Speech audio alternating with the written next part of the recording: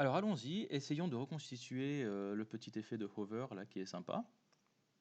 Alors, vous voyez, qu'est-ce que ça fait? On voit qu'il grossit un petit peu, vous voyez, sur le hover, ça lui met un background color là, et puis ça le transforme aussi pour le grossir. Alors faisons ça. On est donc sur... est-ce que c'est le filter qu'on veut hover? Est-ce que... Bon, on va essayer de mettre ça sur le filter. Allons-y. Non, j'ai pas envie de changer le background color du bonhomme là. Donc on va plutôt mettre ça sur le filter.fas. Ouais. Ok, faisons ça. Donc, je vais le mettre là. Filter.fas.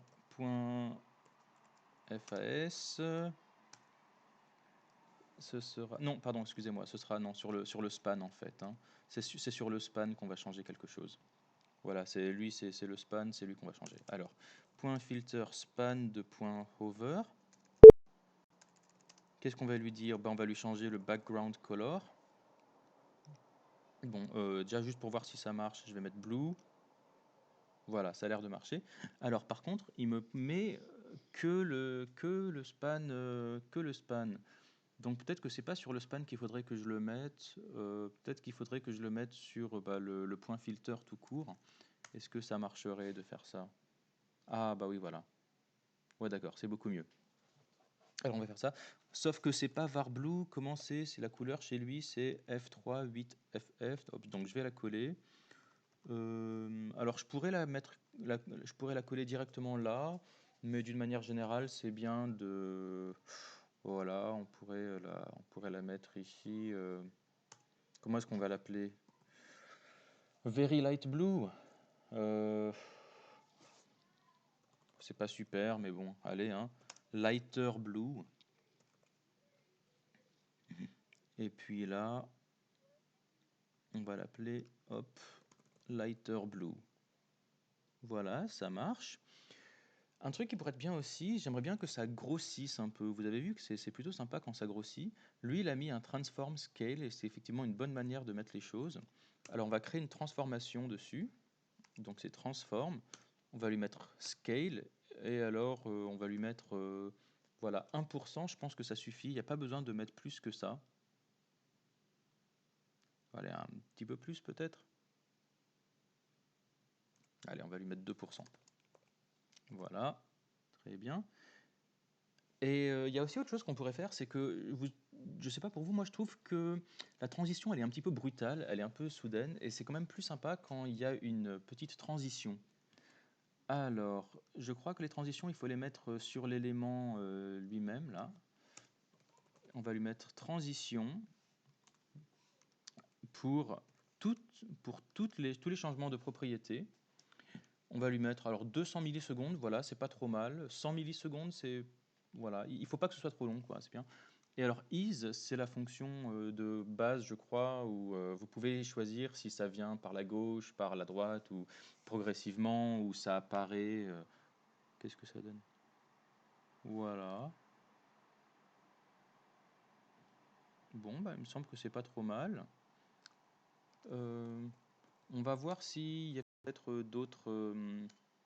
CSS, transform. On va voir s'il y a peut-être d'autres fonctions.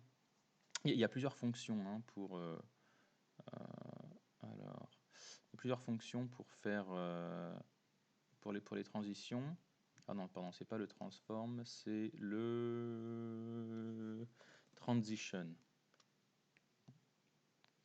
Voilà, vous voyez que là il y a le ease in. Voilà le ease out, c'est quoi? Vous voyez, c'est pas exactement les mêmes vitesses. Si je mets juste, regardez, si je mets une seconde, la couleur, il faut une seconde pour se changer. Je crois que is, alors 0,5 secondes. Vous voyez qu'en fait, la div, elle change de classe, pardon, elle change de largeur, toujours à la même vitesse.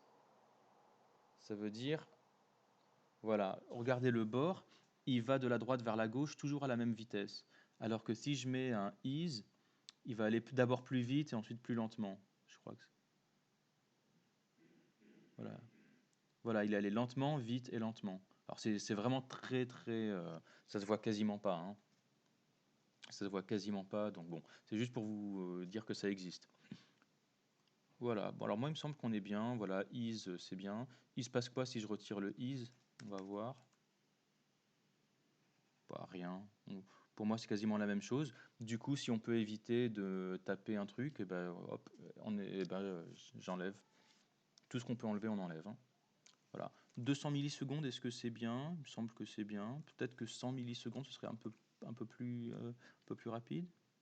Ouais, c'est peut-être plus sympa. Voilà, on va garder le 100 millisecondes. Ok, eh bien il me semble qu'on est bon. Moi, je pense qu'on peut s'arrêter là. Est-ce que c'est la même chose? Peut-être que lui, il a une marge un petit peu plus basse là, hein. Il a une marge qui est... Nous, la nôtre de marge, elle est un petit peu trop grosse, je pense. Est-ce qu'on pourrait changer ça? Le filter list, voilà, je lui ai mis un gap de 2 REM. Peut-être que je pourrais mettre un petit peu moins là. 1 REM. Voilà. Peut-être qu'on pourrait garder à nouveau... à mon avis, gap, ça doit marcher comme toutes les autres propriétés. Si on met deux chiffres, ça doit être vertical et horizontal. Donc je vais peut-être mettre un REM vertical et puis deux REM horizontal. Voilà, il me semble que c'est mieux comme ça. Attends, je pourrais peut-être même mettre un peu moins que ça même, hein. Il se passe quoi si je mets rien? 0. Ah ouais, non, là c'est pas top, hein. Non, je vais quand même lui mettre, allez hop, un REM. Voilà, et voilà. Bon, eh ben moi, il me semble qu'on peut s'arrêter là. Gap, donc où est-ce qu'il était? Filter list, donc on va lui mettre un REM. Et donc un REM en vertical et deux REM en horizontal. On recharge la page. Et voilà, il me semble que tout va bien dans le meilleur des mondes. Et ben voilà, parfait. Ben on va pouvoir attaquer la partie d'après, qui sera donc ce petit sous-titre.